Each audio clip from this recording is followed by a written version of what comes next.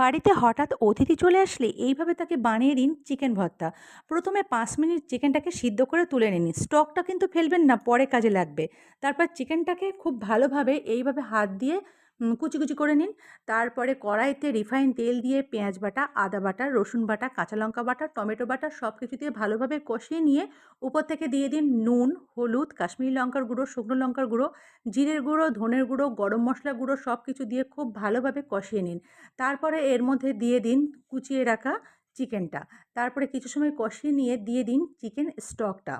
তারপরে খুব ভালোভাবে ৫ মিনিট ফুটে গেলে এখানে কাজু, টক দই আর পোস্তর একটা পেস্ট তৈরি করে নিন। উপর থেকে চিকেনের উপর থেকে এটা দিয়ে দিন। দিয়ে দিন কিছুটা ধনেপাতা কুচি, কিছুটা ফ্রেশ ক্রিম, কিছুটা কাসুরি মেথি আর দিয়ে দিন একটা ডিম সিদ্ধ।